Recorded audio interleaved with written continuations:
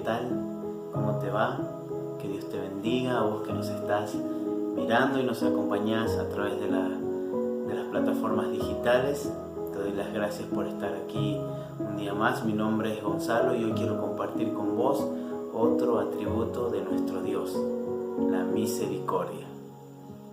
Creo que a lo largo de la palabra, a lo largo de la Biblia, de lo que uno aprende en ella, podemos ver que la misericordia es la esencia de lo que Dios es, al igual que el amor.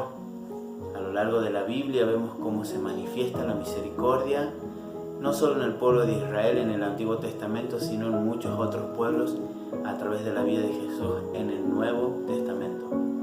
Así que eso es lo que hoy quiero compartir con vos, pero antes de comenzar, te pido que puedas compartir este mensaje con tus amigos, con tu familia, para que muchas personas sean alcanzadas con la palabra de Dios, ¿sí? Para comenzar vamos a ver el significado de la palabra misericordia y de dónde proviene dicha palabra, ¿sí? Según el diccionario, la palabra misericordia es la disposición a compadecerse de los sufrimientos y las miserias ajenas. Se manifiesta en amabilidad, asistencia al necesitado, especialmente en el perdón y la reconciliación. Es más que un sentimiento de simpatía, es una práctica. Esto es el significado de la palabra misericordia.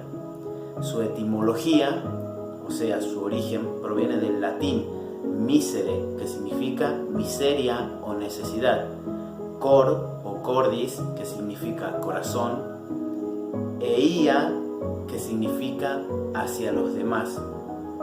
La palabra misericordia significa tener un corazón solidario con aquellos que tienen necesidad, ¿sí? Y esto lo podemos ver muy bien y aprender muy bien en el Nuevo Testamento, en la vida de Jesús, ¿sí? Jesús manifestó la misericordia que hay en el corazón del Padre al venir a esta tierra y sanar a los enfermos, proveer al que necesitaba, ayudar a la viuda, ayudar al necesitado. Y vamos a ver ahora algunas de las historias y de los milagros que Él hizo en el Nuevo Testamento. Pero tenemos que saber algo, que lo que Jesús manifestó en esta tierra, la misericordia que Él manifestó, estaba en el corazón del Padre, ¿sí? Y eso lo podemos comprobar en el libro de Juan, capítulo 5, versículo 19. Juan, capítulo 5, versículo 19, dice: Respondiendo entonces Jesús les dijo: de cierto os digo, no puede el Hijo hacer nada por sí mismo, sino lo que ve hacer al Padre, eso hace. Porque todo lo que el Padre hace, también el Hijo lo hace igualmente. Entonces podemos ver que la esencia del corazón de Dios, que es la misericordia, que es el amor, se manifestó a través de la vida de Jesús, ¿sí? Y vamos a ver algunos ejemplos en la palabra. Algo que a mí me impacta mucho al ver al comienzo del Nuevo Testamento, en el libro de Mateos, cuando Jesús inicia su ministerio a la edad de 30 años, en el capítulo 4, versículo 12, Jesús comienza su ministerio, ¿sí? Y lo primero que Él hace, que para mí es el acto mayor de misericordia y de amor por nosotros, es enseñarnos, es hablarnos, hablar al pueblo, hablar a la gente que estaba en ese tiempo y enseñarles que la verdad y que la vida había llegado. Y a partir del capítulo 5 en adelante, Él comienza a enseñar la palabra. En el capítulo 5 de Mateo, Él comienza con las bienaventuranzas, ¿sí? Algo muy conocido para nosotros los cristianos, ¿sí? Luego, en el mismo capítulo 5, Él continúa enseñando, hablándonos sobre que somos la sal de la tierra, sobre que somos la luz del mundo. Nos enseña la ley de los profetas, nos enseña sobre la ira, sobre el adulterio, sobre el amor hacia los enemigos, nos enseña sobre la oración, sobre el ayuno, nos enseña sobre nuestro cuerpo, sobre las riquezas, sobre la ansiedad, sobre el juzgar a los demás.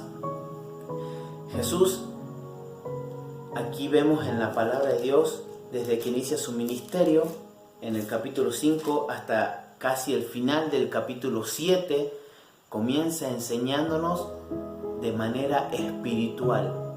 Y yo creo que este acto de misericordia es muy grande, este acto de amor es muy grande, porque Él nos prepara primero en la parte espiritual para después manifestar la parte carnal, humana. Él comienza enseñándonos y Él comienza teniendo misericordia de la gente, preparando su espíritu, preparando su corazón. Y luego Él comienza a hacer milagros. Y eso lo vemos a partir del capítulo 8 del libro de Mateos, ¿sí? Yo voy a tocar tres historias que están en los primeros capítulos versículos del capítulo 8 de Mateos, porque son muchos los actos de misericordia que Jesús tuvo en esta tierra, ¿verdad? Y para hablar de todos ellos nos llevaría un video muy largo, pero hoy quiero tocar tres que a mí me llamaron la atención y comienzan en el capítulo 8 del libro de Mateo. El versículo 1 dice como título: Jesús sana a un leproso. Y esta historia dice: cuando descendió Jesús del monte, le seguía mucha gente, y he aquí vino un leproso y se postró delante de él diciendo: Señor, si quieres, puedes limpiarme. Jesús extendió la mano y le tocó, diciendo: quiero, sé limpio. Y al instante su lepra desapareció. Un poquito más adelante, en el versículo 5, tiene como título otra historia. Dice: Jesús sana al siervo de un centurión. Entrando Jesús en Capernaum, vino a él un centurión rogándole y diciéndole: Señor, mi criado está postrado en casa, paralítico, gravemente atormentado. Y Jesús le dijo: yo iré y lo sanaré. Respondiendo el centurión le dijo: Señor, no soy digno de que entres bajo mi techo, solamente di la palabra y mi criado sanará. Porque yo también soy hombre bajo autoridad y tengo bajo mis órdenes soldados. Y digo a este: ve y va, y al otro: ven y viene, y a mi siervo: haz esto, y lo hace. Al oírlo Jesús se maravilló y dijo a los que le seguían: de cierto os digo que ni aun en Israel he hallado tanta fe. Y en el versículo 13 dice: entonces Jesús le dijo al centurión: ve y como creíste te sea hecho. Y su criado fue sanado en aquella misma hora. Luego en el capítulo 14 hay otro acto de misericordia de Jesús que tiene como título: Jesús sana a la suegra de Pedro. Y dice: vino Jesús a la casa de Pedro y vio a la suegra de éste postrada en cama con fiebre. Y tocó su mano y la fiebre le dejó, y ella se levantó y le servía. Hasta ahí quiero tocar estas tres historias. Quiero compartir con ustedes y poder comentarles lo que me llamó la atención, ¿sí? Después de que él enseña y habla a nivel espiritual, ¿sí? Tiene misericordia de la gente, porque proveer la necesidad de una persona no solo se basa en lo material, sino también en lo espiritual. Para Jesús era mucho más importante la parte espiritual primero que la material. Por eso en algún versículo en el Nuevo Testamento aprendemos que Jesús dijo: no solo de pan vivirá el hombre, sino de toda palabra que sale de la boca del Señor, ¿verdad? Para él era más importante la parte espiritual que lo material. Por eso él comienza teniendo misericordia de la gente, enseñándoles y preparándolos en la parte espiritual. Después, cuando él comienza a hacer milagros, estos tres milagros a mí me llaman la atención porque yo veo distintas distintos tipos de personas en las tres historias que hemos leído recién, ¿sí? Primero, dice que Jesús sana a un leproso. Un leproso en esa época, en el tiempo de Jesús, para ponernos en contexto de lo que pasaba en ese tiempo, un leproso en ese tiempo era una persona desechado por la sociedad, una persona que la gente lo veía como un pecador, como una persona que estaba maldecida por Dios por haber hecho algo malo, ¿verdad? Lo separaban, lo apartaban de la ciudad donde vivían todos y lo dejaban a un lado, despreciado por la gente, ¿sí? Entonces vemos que el primer tipo de persona que Jesús sana es una persona despreciada por la gente, maltratada por la gente, que no le importaba en ese tiempo, ¿verdad? Una persona que no era nadie, por decir así. Después vemos que Jesús continúa haciendo un milagro, pero ya no es con una persona cualquiera, sino con un centurión. Era una persona que tenía un rango en el ejército en ese tiempo y tenía soldados a su cargo. Lo vimos en la historia cuando la leímos, de que él tenía soldados a su cargo. Ya no era una persona común, sino que era una persona que tenía un cargo, un rango, era una persona importante en ese tiempo. Entonces vemos que esta segunda persona que recibe la misericordia del Señor ya no era un don nadie, sino una persona importante. Y por tercero y por último, la historia que vimos donde Jesús muestra su misericordia es en la suegra de uno de sus discípulos. Era familia de uno de sus discípulos. Entonces podemos ver que esta tercera persona ya era parte del círculo íntimo de Jesús y de sus seguidores, ¿sí? Vemos tres tipos de personas. Una persona que para la gente en ese tiempo no era nadie, era un despreciado. Una persona que tenía un cargo, que era alguien que tenía un rango importante, y también una persona que era familia de su seguidor, ¿sí? Entonces esto a mí me llama la atención porque yo veo la misericordia de Dios manifestarse sin excepción de personas, sin desmerecer a nadie, sin decir voy a mostrar mi misericordia al que no tiene, pero al que tiene no, o al que no tiene no le muestro mi misericordia, pero al que tiene sí. Yo creo que Jesús vino a esta tierra en un acto de amor y de misericordia tan grande, que vino por el que no tiene nada como por el que tiene todo o el que tiene algo, y también vino por nuestra familia. Y lo veo en la historia de cuando él sana a la suegra de Pedro, ¿sí? Entonces ese amor tan grande, esa misericordia que él muestra, esa esencia viene del corazón del Padre, porque como leíamos al principio, él nada hacía sin antes ver hacer a su Padre o escuchar a su Padre. Entonces esa es la esencia de lo que Dios es, el amor, la misericordia.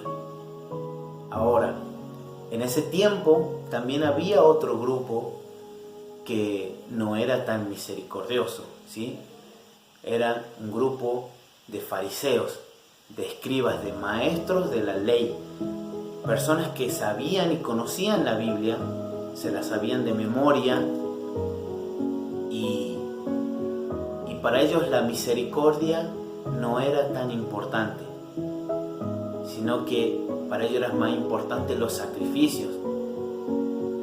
Y esto lo podemos ver en el capítulo 9 de Mateo, un capítulo más adelante, versículo 9, cuando Jesús va y llama a Mateo. Mateo era un recaudador de impuestos, una persona que también para la gente en esa época era una persona mala, porque los recaudadores de impuestos tenían un mal concepto para la gente. Eran personas que para la gente robaban al pueblo. Entonces Jesús dice que se acerca a él. Dice la historia: pasando Jesús de allí, vio a un hombre llamado Mateo que estaba sentado al banco de los tributos públicos, y le dijo: sígueme. Y él se levantó y lo siguió.